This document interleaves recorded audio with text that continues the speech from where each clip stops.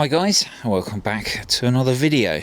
Now a bit of a different video today. I'm actually outside and it's not about anything specific apart from, if you're a long time viewer of the channel, you probably would have seen that I've done a lot of antenna testing over the past few months, and this pole here that you can see come out of the ground, well, this is what I normally use for mounting the antennas on. I think we've done things like hex beams, 23cm beams, 70cm beams, and a 2m LFA, which was actually fantastic. I released that video a few weeks ago. But what I need to do is put my satellite dish back here, because that's what it was originally designed for, and it's the dish that I use with QO-100. QO-100 is a geostationary satellite which is way up in the sky, kind of southeast from here, and I use it for the dish is used for QO-100 with the narrow transponder and the wide transponder for DATV. So I just thought I'd just make a little video and show you just how I'm going to get it back up and running. One of the things I need to do is make sure that all the gear that I built that does narrowband and wideband actually still works. So this is the dish. Now you can use smaller dishes if you're going to be using narrowband. I think some people have used 30-40 centimeter, but because I'm going to be using digital amateur television as well on the wideband transponder, having a larger dish really helps, because not only does it improve receive, it also improves transmit as well. And when we're transmitting digital amateur television, those signals are quite wide and need a lot more power to get our signal up to QO-100. So what I'm going to do now is I'm going to try and put this back on its pole, and then we're going to have to connect the feeder, the antennas, which I'll show you in a moment, and then we'll have to align it directly to QO-100. So the first thing I need to do is undo the bolts on the brackets here so that I can slide it over the pole. Now this thing's not exactly light, so I have to kind of try and do it in one go. Otherwise your arms start aching. Oh dear, there's so many spiders. I don't like spiders. Right, that's one. So this is the back of the dish. These are the two brackets which hold it to the pole.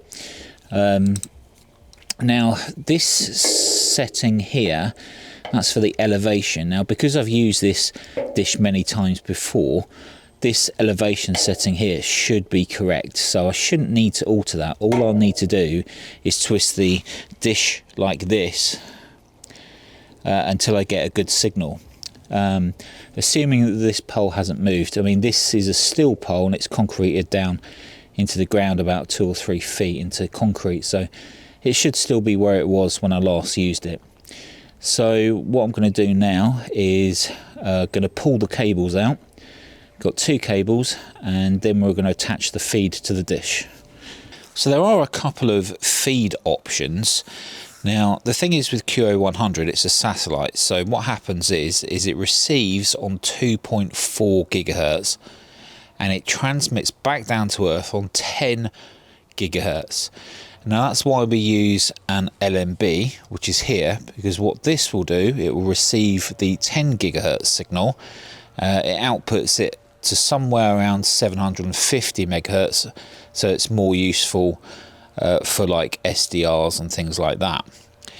Now to transmit, we're transmitting on 2.4 gigahertz, and there's a couple of options you have for that. I mean, you're always going to need an LNB, or you can create your own kind of receiver, but using an LNB, and this one specifically is a Bullseye LNB, I think about 30 or 40 dollars, and they're ultra stable. It's the go-to LNB for when using QO-100 if you're not going to GPS lock it. But for uplink, we need a 2.4 gigahertz antenna. Now what you're looking at here, okay, it's a bit of a concoction here, some 3D printed parts. You don't need all that, it's just what I had. But the antenna is actually under here. Now this is a patch antenna, and the patch antenna is actually called Potty, Patch of the Year. It was designed by a few fellow ham radio enthusiasts, and the This has got a cover over it at the moment just to stop the water getting between the two plates. I'll put a picture up on the screen now so you can see actually what it looks like underneath here. But this allows us to have one assembly so that we're receiving 10 gigahertz from the satellite, and then we can transmit that way at the same time. So effectively 2 antennas. So that's one way of doing it. Now there is another way which I've showed on the channel before, and that's by using something like this. Now this is a helical antenna, and I'll show you. So it has a kind of a coiled antenna because it's circular polarized, and you can see here as well, that's the LNB. Again, this is the Bullseye LNB on this one here. It's a lot smaller kind of assembly compared to the patch antenna. Now the reason why I quite like the patch antenna is because I think it performs a bit better on receive. This may perform a little bit better on transmit, but on receive it does perform a bit better. And that's because if you look here where you've got this helical antenna, it kind of does shadow the top of the LNB slightly. So that can cause a slight issue. Now there's been a few iterations of this design come out where the coil has gone from smaller to larger to try and provide more of a signal to the LNB without this coil here affecting the signal coming down. So the choice is yours. I mean, this is quite a simple design. Very good design, by the way, and it's just, you know, all one unit. You can 3D print these parts yourself if you want to, but it does work very well, and it's just literally plug and play, which is very good. Let's attach. I'm going to attach the potty, the patch version, and then we'll go to the next stage. Now this on my dish here, it's actually quite easy. The end that goes into the dish has these little plastic clips, and you push them in and then push it in. So let's give it a go, and then you just push it in until it clicks. There we go, and that's it. So now I need to connect up the cables. Okay, so this is with the feeder cables attached, and the cable on the left there, that's I think it's Andrew Heliak's, something like that. LDF 250 is what I think it is, and that's for transmitting. So we'll have 2.4 gigahertz going into the patch antenna. The other cable on the right is 75 ohm satellite cable, just the standard stuff that you normally see, and that will then go off to the receiver inside the conservatory, which I'll show you in a moment. Now there is another kind of setting that you need to worry about, and that's called skew.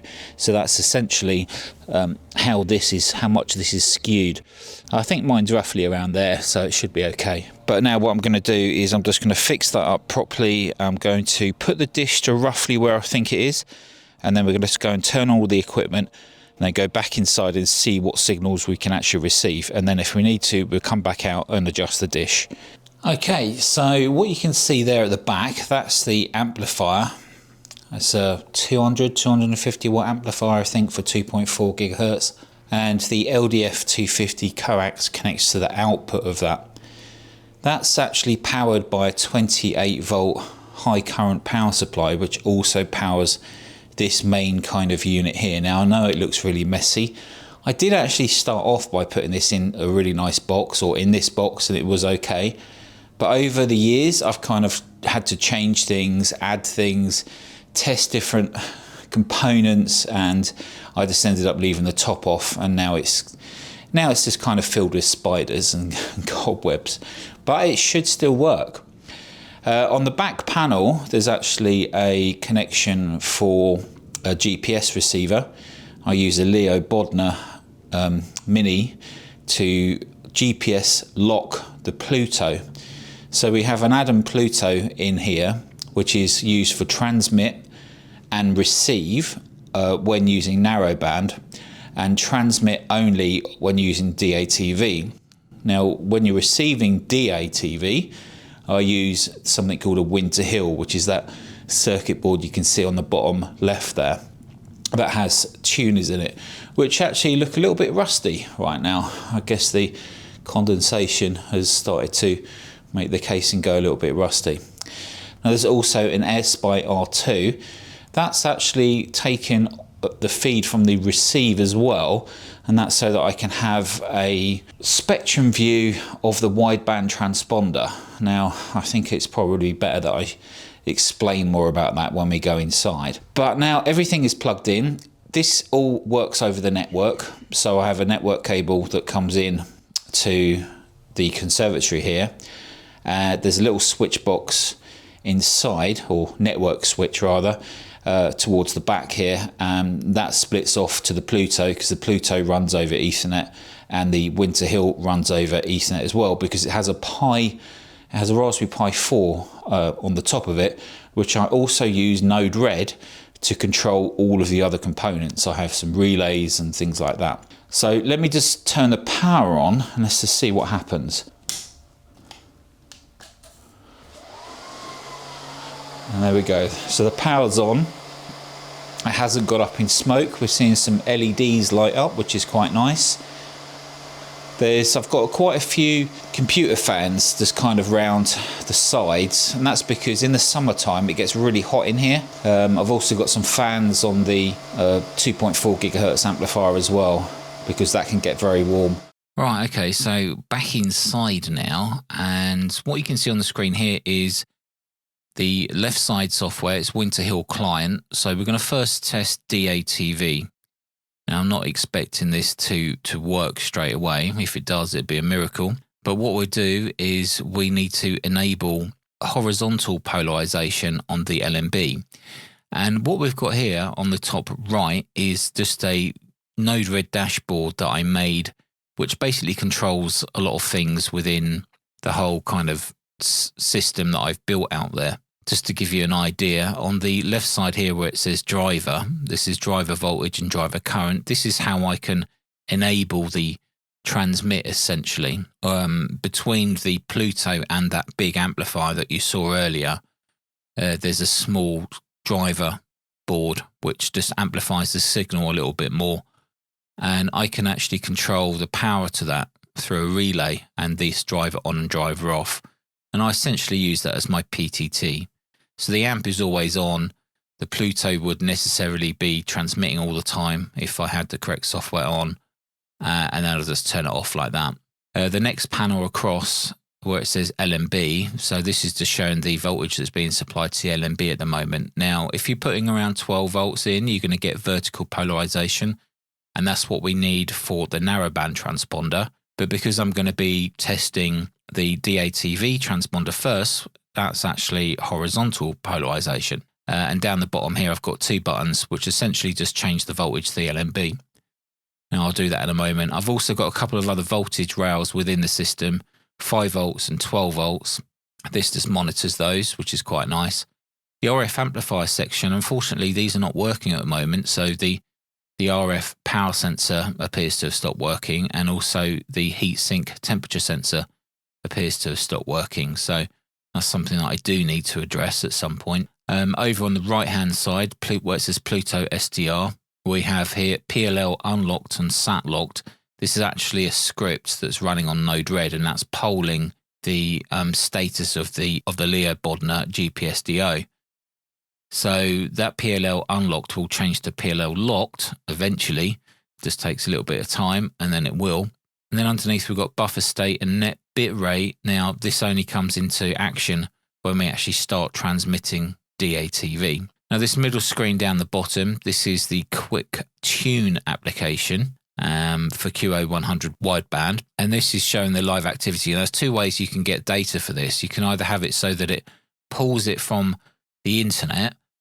I think at Goonhilly they have a server, or you can use your own. So there's a bit of software which is running on the Raspberry Pi. That's with the AirSpy R2 connected to it, and that's generating its own sort of waterfall source. And that's what this IP address is here. So the data that's going to show here when we activate the DATV up here, this will show us exactly what we're receiving rather than what Goonhilly is receiving. So let's activate DATV. You'll see the voltage jump up. And as you can see, it has picked up the beacon already. Now, what's interesting, here is that the MER value is what I would normally look at. The MER value for the beacon is currently sit around 10 at the moment, and that's extremely good. That's probably about as best as you're going to get it. So I don't think I'm even going to bother adjusting the dish. I think I'm just going to go and tighten it up, because I think that's pretty much where it needs to be. I think a MER of around 10 with the 120 centimeter dish is pretty much around the best I can get. Now it looks like if we look in the middle here, we can see someone else transmitting. So if I double click on that signal, but on the second line down, it should put whoever's transmitting there in the second window. And there we go. We've got G0NYN. Actually, I don't know if that's copyrighted music, so I'm just going to mute the audio coming from G0NYM stream, because, well, it's not a stream, it's a transmission. So he's essentially transmitting on 2.4 gigahertz.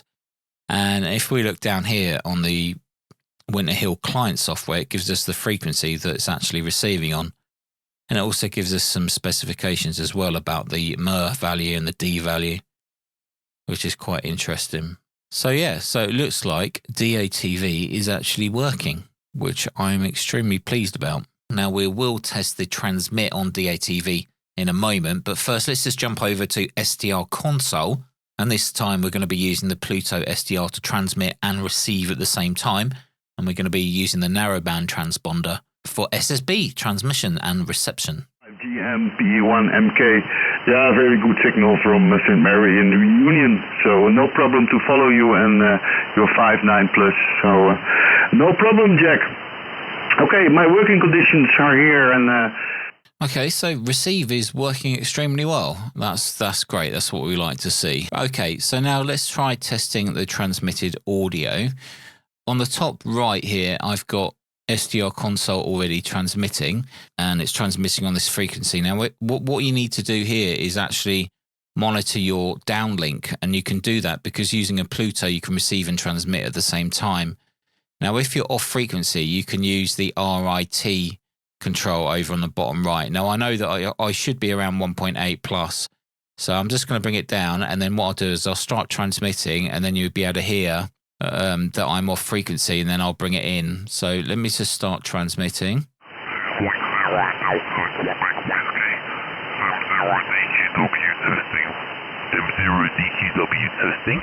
M0DQW testing. Mike 0 Delta Quebec Whiskey, just testing.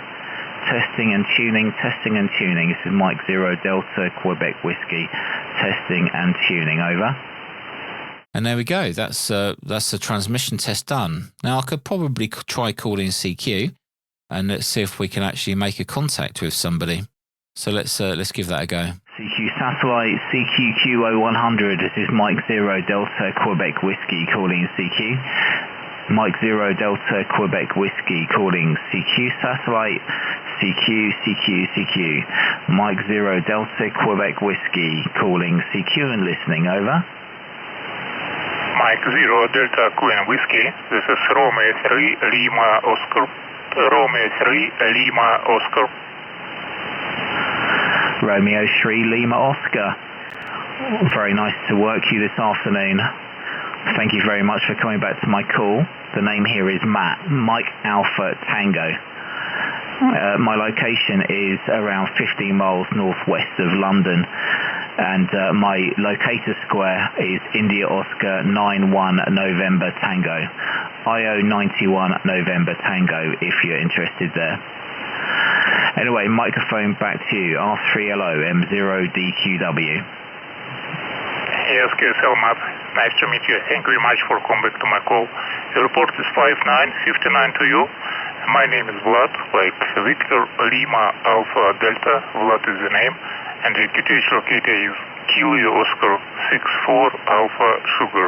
Kilowatt Oscar 64 Alpha Sugar. So my microphone back to you, Mike 0 Delta Queen Whiskey. This is Romeo 3 Lima Oscar. Now, there are other ways you can talk through QO-100 narrowband transponder, and obviously you can use things like radios, i.e. with transverters, but this is probably the best software to use when it comes to using an SDR for talking through QO-100. It just has so much built into it, dedicated for using the narrowband transponder. Now, Simon Brown, who wrote SDR Console, also has made SDR Television, which is his version of software for actually using the digital amateur television side. Now, I've actually got a dedicated video on that software on the channel if you want to go and check that out. So lastly then, let's just quickly do a test transmission of DATV using the same system, but obviously we're going to use some different software. We're going to use the same software that we used earlier for receiving, which is the Winter Hill client. And I'm going to use an application called DATV Easy, which is going to take a audio and video output from an application called OBS, which will combine video and audio together. DATV Easy controls the Pluto Plus, it controls the frequency, and it sends the encoded video to it for its transmission. Still using the same amplifier, but with a little bit more power than what we use for narrowband transmissions. Now, the reason for that is because DATV transmissions are a lot wider than the 3 kHz that we see on narrowband SSB transmissions. So it all looks like it's working well. Now, I left my video running for a few minutes just to test it to make sure the amplifier was still working to its optimum or how it was before. The signal level appeared to be the same. You can see my peak on the Quick Tune application, and it just stayed level without any adjustments, even while the amplifier was starting to get warm. Now, I presume it's getting warm because it kind of does, and I really do need to go and fix that temperature sensor that I had previously installed on it. Anyway, guys, if you're in the footprint coverage area of QO-100 and you've not experimented with this first, then I would definitely say to give it a go. Now, there is one thing that you can do very, very easily to start receiving. Now, you can just buy a satellite dish with any satellite LNB, point it towards QO-100 and use an SDR to receive these signals live. Now, if you want a video on that, let me know down in the comments. I can do a very basic video to get you up and running at receiving live from the comfort of your own home using minimal gear. So if you want a video like that, let me know in the comments below and I will gladly put that together. If you are outside of the coverage area, don't despair. You can actually listen to QO-100 or the narrowband transponder using the WebSDR that's located at Goonhilly. Although you don't have to go to Goonhilly, you just go to the Goonhilly website. Now, I'll leave a link for that as well down below. Unfortunately, there's no DATV WebSDR because technically it couldn't work. However, there used to be a stream on Twitch, I believe, that actually broadcasts all of the channels. Now, if that's still active, I'll leave a link down in the comments below so you can go and check it out. And you might be able to see some live QO-100 DATV signals using the internet. Anyway, guys, I hope you enjoyed that video. And if you want more content like this, then let us know down in the comments below. Anyway, guys, thanks so much for watching. I hope you found this useful and entertaining. And until the next one, I'll see you in the next video.